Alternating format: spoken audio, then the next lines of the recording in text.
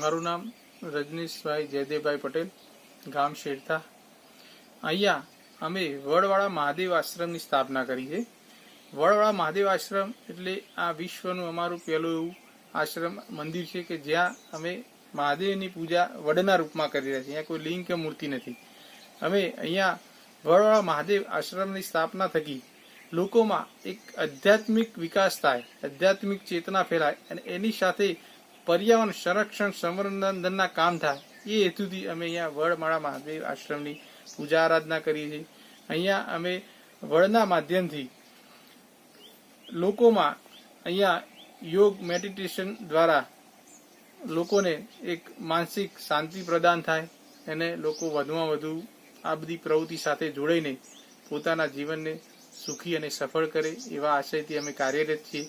અહીંયા અમે વડવાળા મહાદેવ આશ્રમના નિર્ણયથી વધુમાં વધુ વડના વૃક્ષો વવાય એના એક પ્રયત્નમાં છીએ અમે અને એ કાર્યમાં અમે લાગેલા છીએ. તો અમે સમાજના દરેક વર્ગને આમંત્રિત કરીએ છીએ કે તમે અહીંયા આવો, વડવાળા મહાદેવ આશ્રમની અહીંયા તમે પૂજા આરાધના કરો અને તમારા સંકલ્પો સિદ્ધ થાય એવી અમે વડવાળા મહાદેવ આશ્રમને પ્રાર્થના કરી છે, વિનંતી કરી છે. વડ એ આપણું એક રાષ્ટ્રીય વૃક્ષ તો છે, પણ ભારત દેશમાં આપણો એનો આધ્યાત્મિક પણ ફાયદા ઘણા બધા છે. વડના વૃક્ષ નીચે ઘણા સંતો મહંતોએ સમાધિ લગાવીને ગૌતમ બુદ્ધને પણ આત્મજ્ઞાન વડના વૃક્ષ નીચે થયું હતું. એટલે આ વડનું વૃક્ષ છે એના આધ્યાત્મિક ફાયદાની સાથે સાથે એના આયુર્વેદિક ફાયદા પણ ઘણા છે.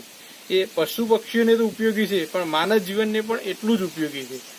આજ વડનું વૃક્ષ પહેલાના સમય હતો કે ગામને પાદરે ગામને ટૂંકમાં મંદિરે વડના વૃક્ષો હતા એમ.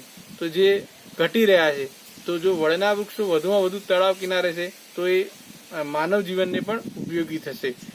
આજ વડનું વૃક્ષનું અહીંયા અમે માની લો કે મહાદેવની રીતે એમની પૂજા કરી. એટલે આપણા શાસ્ત્રોમાં કહ્યું છે કે વડનું વૃક્ષમાં વિષ્ણુ, બ્રહ્મા, વિષ્ણુ અને મહેશ ત્રણેય દેવોનો વાસ છે એમ. તો આજે વડના વૃક્ષની જો પૂજા આરાધના આપણે કરીએ તો ભગવાન ભોલેનાથ આપણા ઉપર રાજી થાય અને આપણી મનોકામના પૂર્ણ કરે.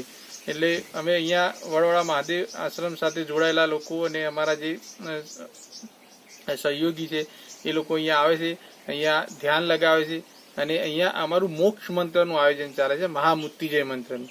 તો એના પણ જાપ અહીંયા અમારા નિયમિત અહીંયા થતા હોય છે. તો બસ એથી સમાજનું અને પર્યાવરણનું જતન થાય એવા આશયથી અમે આ વડવાળા મહાદેવની પૂજા આરાધના કરીએ છીએ.